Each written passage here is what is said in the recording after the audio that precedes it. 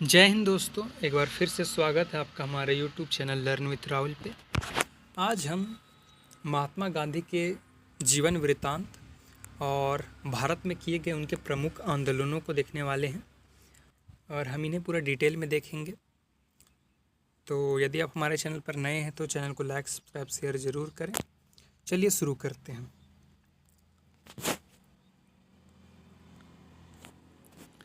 प्रारंभिक जीवन सबसे पहले देखें तो महात्मा गांधी का जन्म 2 अक्टूबर 1869 को गुजरात के पोरबंदर में हुआ था। उनके पिताजी का नाम करमचंद गांधी तथा उनकी माता का नाम पुतलीबाई था। उनके पिता करमचंद गांधी राज्य के दीवान थे, ठीक है, और उनकी जो माता थी पुतलीबाई वो गृहिणी थी। गांधी जी ने प्रारंभिक शिक्षा राजकोट में प्राप्त की और आगे की पढ़ाई के लिए वे 1888 में इंग्लैंड चले गए, जहां उन्होंने बैरिस्टर की पढ़ाई पूरी की। 1893 में वकालत के काम से दक्षिण अफ्रीका गए, जहां उनके साथ नस्लीय भेदभाव हुआ। यहीं से उनके जीवन में संघर्ष और सत्याग्रह की शुरुआत हुई। गांधी जी के बचपन का नाम मोहनदास करमचंद गांधी था तथा जो इनकी पत्नी थी, इनका विवाह काफ़ी कम एज में हो गया था और इनकी पत्नी का जो नाम था वो था कस्तूरबा गांधी, ठीक है। दक्षिण अफ्रीका में भी कई सारे संघर्ष हुए। इन्होंने न्याय के खिलाफ अपनी आवाज़ उठाई और कई संघर्षों को तो महात्मा गांधी जी ने जीत में भी हासिल किया। दक्षिण अफ्रीका में संघर्ष जो था इनका 1893 से 1915 तक चला। दक्षिण अफ्रीका में भारतीयों के साथ हो रहे अन्याय के खिलाफ उन्होंने पहली बार सत्याग्रह आंदोलन चलाया। उन्होंने नस्लीय कानूनों के विरुद्ध में शांतिपूर्ण प्रतिरोध किया और अंततः सरकार को झुकना पड़ा। यही उन्होंने सत्य, अहिंसा और जन संगठन की शक्ति को समझा।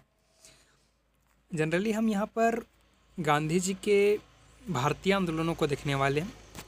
अफ्रीका में भी उन्होंने कई सारे आंदोलन सफल रूप से शुरू किए थे और उन पर निश्चित ही विजय भी हासिल की थी, परंतु जैसा कि मैंने शुरुआत में ही कहा, आज हम उनके द्वारा किए गए भारतीय आंदोलनों को देखने वाले हैं।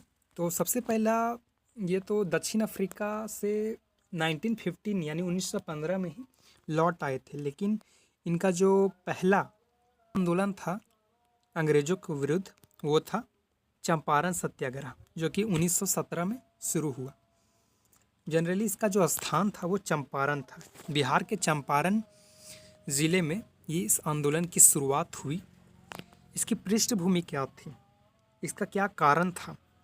एक्चुअली क्या था कि ब्रिटिश नीलो इंडिगो प्लांटर किसानों को जबरन 3 कठिया प्रथा के तहत अपनी ज़मीन का बड़ा हिस्सा नील की खेती के लिए देने को मजबूर करते थे। किसानों को बहुत कम दाम मिलता था और उन पर अत्याचार होते थे। क्या था कि एक निश्चित भूमि पर जो ब्रिटिश नील्हे थे वे क्या करते थे, किसानों पर ज़बरन नील की खेती करवाया करते थे।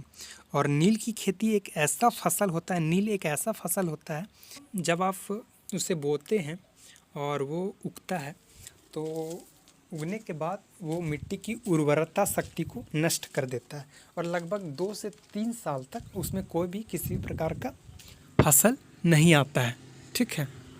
जो नील होता है वो पूरी तरह से ज़मीन को बंजर कर देता है, ठीक है, जिस कारण जो भारतीय किसान थे काफ़ी ज़्यादा नाराज़ थे अंग्रेज़ों से और उन्हें ज़मीन के बदले काफ़ी कम कीमतें भी दी जाती थी, ठीक है। गांधी जी की इसमें क्या रणनीति थी?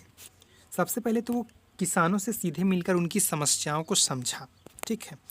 तो सबसे पहले तो किसानों की समस्याओं को जाना कि किसान के क्या क्या समस्याएं इससे उत्पन्न हो रही हैं। शांतिपूर्ण सत्याग्रह और जनमत तैयार किए। सरकारी आदेश की अवहेलना कर जांच जारी रखा, ठीक है। परिणाम ये था कि सरकार ने जांच समिति बनाई जिसमें गांधी जी भी शामिल थे। अंततः किसानों की कई मांगें मान ली गई और अत्याचार कम हुए। हालांकि ये जो किसान थे उनको पूरी तरह से कंपनसेशन नहीं मिला, उनको 25 से 30% तक ही कंपनसेशन मिला, लेकिन ये पहला वक्त था भारत में जब ब्रिटिश सरकार झुकी थी चंपारण में गांधी जी के समक्ष। इसलिए गांधी जी भी स्वतः मान गए और यहीं से गांधी जी के आंदोलन का प्रारंभ हुआ। इस आंदोलन का यह महत्व रहा कि भारत में सत्याग्रह की पहली बड़ी सफलता यह थी और गांधी जी राष्ट्रीय नेता बनकर यहाँ से उभरने लगे थे। दूसरा आपका जो आंदोलन है वो खेड़ा सत्याग्रह है, जो कि 1918 में शुरू हुआ। ये खेड़ा नाम के स्थान पर शुरू हुआ। कारण क्या था? खेड़ा जिले में भयंकर सूखा पड़ा, फसल नष्ट हो गई, फिर भी क्या था कि ब्रिटिश सरकार लगान वसूल ही रही थी। ठीक है, अब जाहिर सी बात है भाई, आप छोटे किसान हो तो आपके जो आय का मुख्य स्रोत है वो खेती ही है। यदि आप उस साल जो है खेती नष्ट हो गई थी तो किसान कर कहाँ से देते, लगान कहाँ से देते? तो उसी के खिलाफ जो था वो खेड़ा सत्याग्रह चलाया गया। इसमें क्या रणनीति थी? किसानों को कर न देने के लिए संगठित किया गया, बहुत सारे किसानों को एकजुट किया गया। पूर्ण अहिंसक आंदोलन था। गांधी जी के आंदोलन का एक प्रमुख कारण, उनकी सफलता का एक प्रमुख कारण अहिंसा ही था। यदि गांधी जी बंदूक और तलवार लेकर उनसे लड़ने जाते तो गांधी जी कभी सफल नहीं हो पाते। जो जनरली मेन कारण उनके सफलता का था वो उनकी अहिंसा थी। ठीक है, तीसरा जो मुख्य रणनीति था वो नेताओं और जनता का संयुक्त संघर्ष। ठीक है, नेता और जनता साथ मिलकर संघर्ष किए। परिणाम में क्या हुआ? सरकार को यहाँ भी झुकना पड़ा और जो वसूली थी, कर वसूली, वो स्थगित करनी पड़ी। इसका महत्व क्या रहा?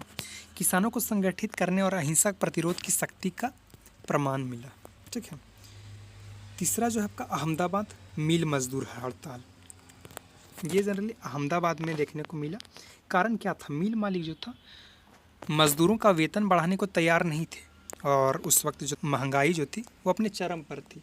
काफ़ी ज़्यादा महंगाई उस वक्त थी। अब इसके लिए क्या रणनीति बनाई गांधी जी ने?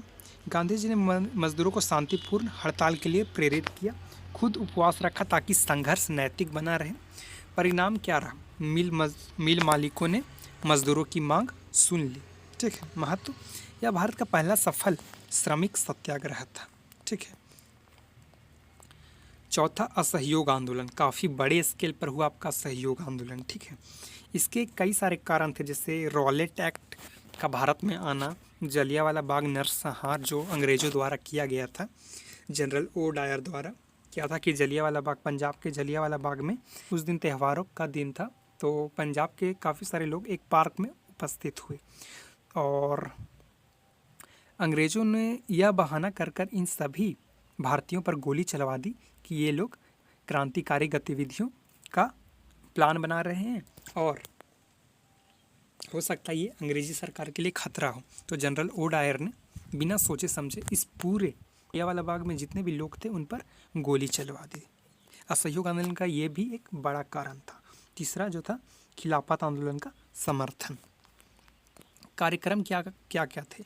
असहयोग आंदोलन आपके नाम से ही पता चल रहा होगा, यानी सहयोग ना करना। ठीक है, अब जाहिर सी बात है जो अंग्रेज़ थे वो भारत पे शासन कर रहे थे तो उनकी संख्या ज़्यादा नहीं थी, काफ़ी कम मात्रा में, भारतीयों की तुलना में काफ़ी कम मात्रा में उनकी संख्या थी। अब जाहिर सी बात है कि जो भारतीय थे अगर उनका काम नहीं करेंगे तो वे तो डिस्टर्ब होंगे। ठीक है, तो असहयोग आंदोलन का मेन यही था। तो इस कार्यक्रम के तहत सरकारी अधिकारी उन्होंने नौकरी भी छोड़ दिया, विदेशी वस्त्र का बहिष्कार किया, स्वदेशी वस्त्र को पहनने लगे लोग, सरकारी स्कूल कॉलेज को छोड़ना पड़ा, स्वदेशी अपनाया। ठीक है, जन भागीदारी क्या थे? इसमें छात्र, किसान, महिलाएं, व्यापारी सब इसमें शामिल हुए। यह पहला राष्ट्रव्यापी जन आंदोलन था। इसकी समाप्ति कैसे हुई? चौरा चौरी में हिंसा होने पर गांधी जी ने आंदोलन वापस ले लिया। चौरा चौरी इसी दौरान एक कांड हो गया कि जो भारतीय जिस वक्त आंदोलन कर रहे थे उसी वक्त कुछ पुलिस अधिकारियों को क्या किया कि चौरा चौरी नामक स्थान में वहाँ के जो जेल था उसी में बंद कर के आग लगा दिया। तो गांधी जी ने देखा कि यहाँ तो हिंसा भड़क रही है और धीरे धीरे जो हिंसा के चलते जो थी ब्रिटिश सरकार ज़रूर एक्शन लेती और इससे कई लोग मारे जाते, जिस कारण गांधी जी ने यहाँ पर जो था असहयोग आंदोलन को समाप्त कर दिया। हालांकि असहयोग आंदोलन जब तक चला काफ़ी बड़े पैमाने पर अंग्रेज़ों को हानि पहुँचाई। ठीक है, इसका महत्व क्या था? जनता को अहिंसक संघर्ष का प्रशिक्षण मिला और ब्रिटिश शासन की जड़ें हिल गई। ठीक है, नमक सत्याग्रह 1930 में हुआ नमक सत्याग्रह। ठीक है, स्थान था दांडी। ठीक है। कारण क्या रहा? अंग्रेज़ों ने नमक पर कर लगा रखा था जो गरीबों पर सीधा अन्याय था।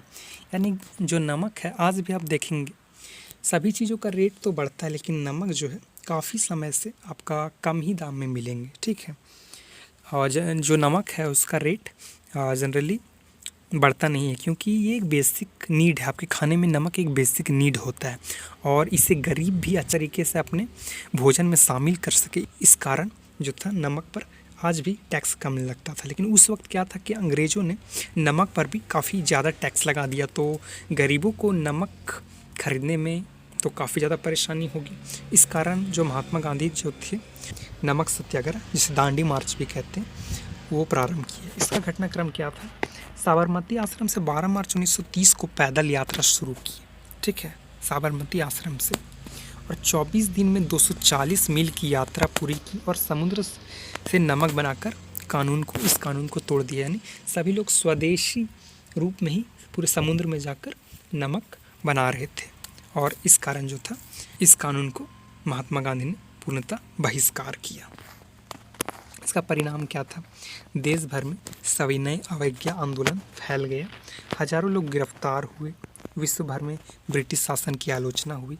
महत्व क्या था कि इस आंदोलन में भारतीय संघर्ष को अंतर्राष्ट्रीय पहचान दिलाई। सविनय अवज्ञा आंदोलन क्या था? मुख्य विचार जो था अन्यायपूर्ण कानूनों का शांतिपूर्ण उल्लंघन इसमें था, ठीक है। यानी जो कानून ब्रिटिश सरकार द्वारा बनाए जाते थे, अन्यायपूर्ण कानून जो कि भारतीयों को सहने पड़ते थे, उस कानूनों पर शांति रूप से विरोध करना ही सविनय अवज्ञा आंदोलन था, ठीक है। मुख्य कार्यक्रम इसमें क्या था कि कर न देना, विदेशी वस्त्र जलाना, नमक कानून तोड़ना और धरना प्रदर्शन करना। परिणाम क्या हुआ इसका? अंग्रेज सरकार को वार्ता करनी पड़ी, यानी गांधी जी से बातचीत करनी पड़ी। इसके लिए गोलमेज सम्मेलन का भी आयोजन किया गया। भारतीय नेताओं की राजनीतिक शक्ति से बढ़ गई। महत्व क्या था? यह आंदोलन जनता को यह समझाने में सफल रहा कि शासन जनता की सहमति से चलता है, न कि क्रूरता से, ठीक है। भारत छोड़ो आंदोलन यह गांधी जी का सबसे बड़ा अंतिम आंदोलन था, ठीक है, और अंतिम निर्णायक संघर्ष भी इसे कहा जाता है। इसमें गांधी जी ने कहा था करो या मरो, ठीक है। इसका कारण क्या था कि द्वितीय विश्व युद्ध में भारत को बिना अनुमति शामिल किया गया, ठीक है। अंग्रेजों की स्वतंत्रता देने की अनिच्छा थी, अंग्रेज स्वतंत्रता देने को तैयार नहीं थे, ठीक है। घटनाएं इसमें क्या क्या हुआ कि 8 अगस्त 1942 को यह आंदोलन शुरू हुआ। अगले ही दिन सभी बड़े नेता गिरफ्तार कर लिए गए। जनता ने स्वतः आंदोलन को जारी रखा, ठीक है। तो इसका परिणाम क्या रहा कि पूरे देश में विद्रोह फैल गया, ब्रिटिश प्रशासन हिल गया, स्वतंत्रता का मार्ग प्रशस्त हुआ। यह आंदोलन ब्रिटिश शासन के अंत की शुरुआत साबित हुआ। यह था पूरा संपूर्ण महात्मा गांधी के जो अहिंसा आंदोलन थे वो। इसका समग्र महत्व क्या मिलता है? गांधी जी के आंदोलनों ने भारत के स्वतंत्रता संग्राम को 3 स्तरों पर बदल दिया। पहला, संघर्ष को जन आंदोलन बनाया। दूसरा, हिंसा के बिना क्रांति संभव साबित की। और तीसरा, नैतिक शक्ति को राजनीतिक शक्ति में बदला। और इसके निष्कर्ष को हम जानें तो गांधी जी के आंदोलन केवल राजनीतिक संघर्ष नहीं थे, वे सामाजिक, आर्थिक और नैतिक क्रांति थे। उन्होंने भारतीयों को आत्मविश्वास, एकता और स्वतंत्रता का अर्थ सिखाया। इन्हीं आंदोलनों की बदौलत 1947 में भारत स्वतंत्र हुआ और महात्मा गांधी का इसमें बहुत बड़ा योगदान रहा। इसलिए महात्मा गांधी संपूर्ण जो भारतीय क्रांतिकारी थे उसमें प्रमुख नेता के रूप में उभरे। तो उम्मीद है आज का सेशन आपको पसंद आया होगा। मिलते हैं नेक्स्ट वीडियो में, तब तक के लिए धन्यवाद।